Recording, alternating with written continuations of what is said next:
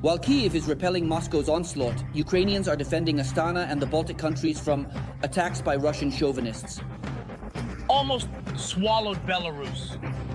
It is obviously threatening Kazakhstan and other Baltic states.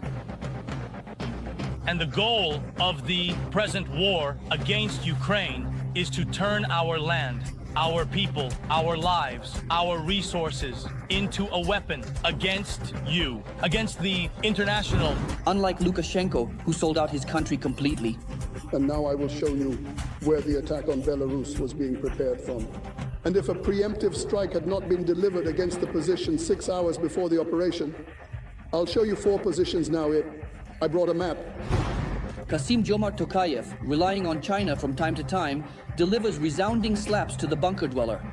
It has been calculated that if the right of nations to self-determination were actually implemented across the entire globe, then instead of the 193 countries that are currently members of the United Nations, there would be more than 500 or 600 states on Earth. Previously, under the cover of the CSTO, the Kremlin sent troops into Kazakhstan to suppress the January 2022 protests in major cities. At that time, Russian occupiers killed hundreds and wounded thousands of Kazakhs.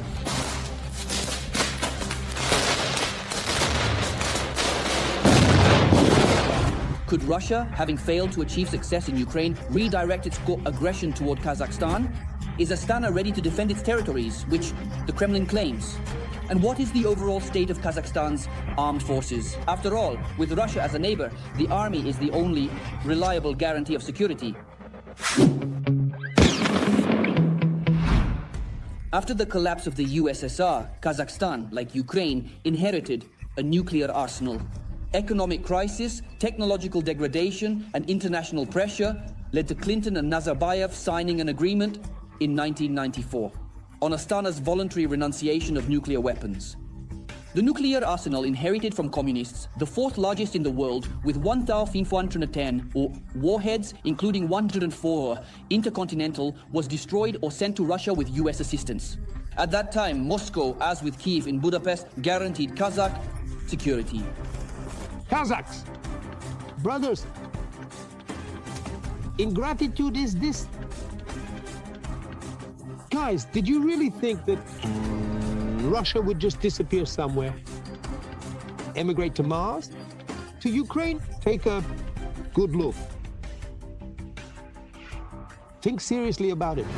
In addition to the nuclear baton, Kazakhstan inherited vast territories. The country ranks 9th in the world by area, with almost 2.8 million square kilometers, yet it is 183rd in terms of population density.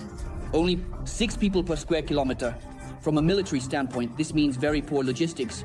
That is, unfavorable conditions for organizing the supply of troops. The situation in Ukraine is clearly mirrored in Kazakhstan. There are also vast regions there populated by Russian speakers.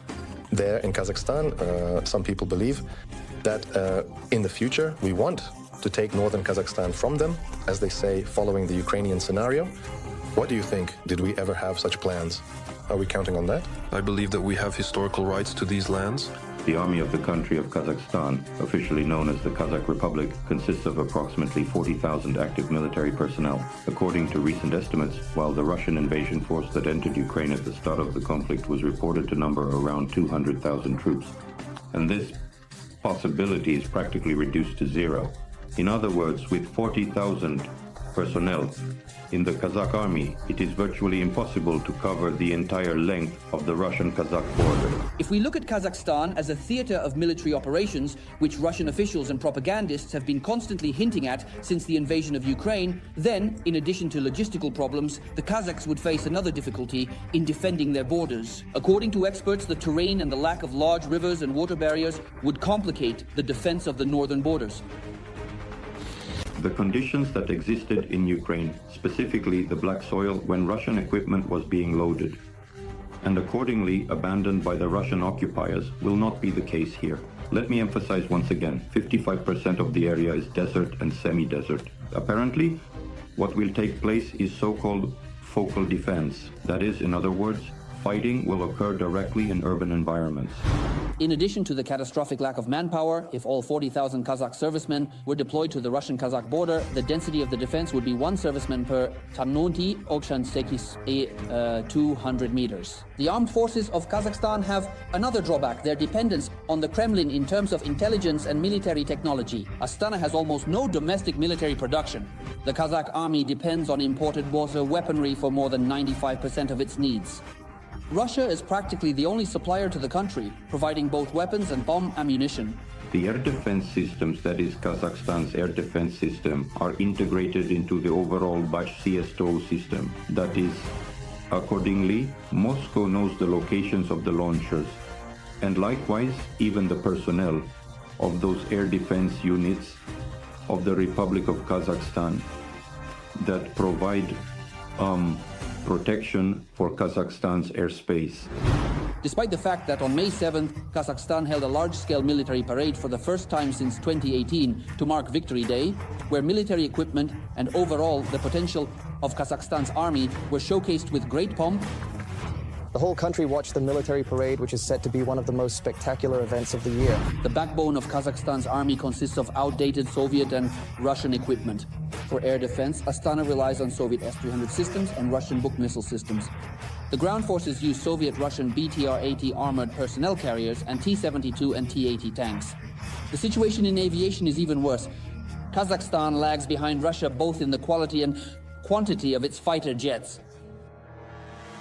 Kazakh fighter jets are still generation 3+ also, while the core of the Russian aerospace forces is generation 4+, meaning their aircraft are more technologically advanced and essentially leave Kazakh aviation with no chance.